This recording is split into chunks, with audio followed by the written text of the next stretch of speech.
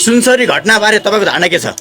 सुनसरीको घटनाबारे मेरो विशुद्ध धारणा के हो भन्दाखेरि जसरी हिन्दू मुस्लिम धार्मिक लडाई भारतमा मचाइएको थियो त्यही भारतकै चाहिँ तपाईँको स्टाइलले चाहिँ नेपालमा पनि धार्मिक लडाई लडाउने भारतको ग्रान्ड डिजाइन हो। यो भारतको हो त भने? भारत र पाकिस्तानको ग्रान्ड डिजाइन हो। भारत र पाकिस्तानको डिजाइनमा नेपाललाई चाहिँ तपाईँको धार्मिक द्वन्द्वमा लिने एउटा रणमैदान बनाउन खोजिएको छ। हिजो बालेन शाहले मात्र फेसबुकमा स्ट्याटस लेख्नु भएको छ, संयम रहौँ, शान्ति रहौँ, झगडा नगरौँ भन्नु भएको छ।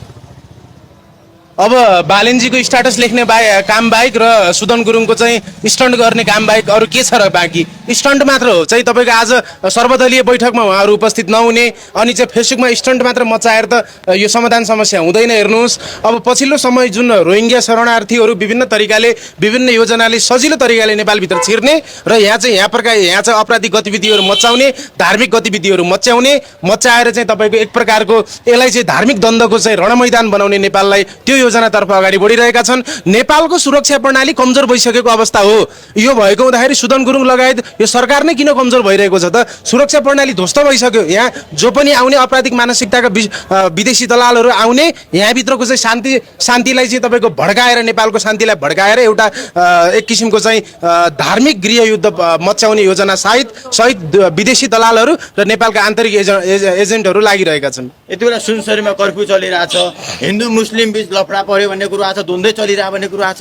त्यो त अब तस्बिरहरू आइरहेछ। मुस्लिमहरूले चाहिँ इस्लामहरूले हिन्दूको घर गएर जलाइदिने, हिन्दूहरूले चाहिँ इस्लामलाई आक्रमण गर्ने त्यो प्रकारको गतिविधिहरू बढिरहेको छ।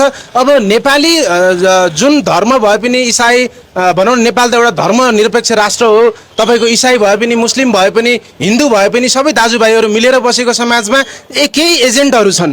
मुस्लिमका पनि केही एजेन्टहरू छन् र चाहिँ तपाईँको हिन्दूका पनि केही एजेन्टहरू छन्। उनीहरूले चाहिँ नेपालमा एक प्रकारको द्वन्द्व मचाएर यो नेपाली समाजलाई भड्काउने, नेपाल जुन एउटा शान्तिको दिशामा अगाडि बढिरहेको छ यसलाई भड्काउनमा चाहिँ विशेष गरेर अहिले भारतले पनि विशेष रूपमा पहल कदमी गरिरहेको छ।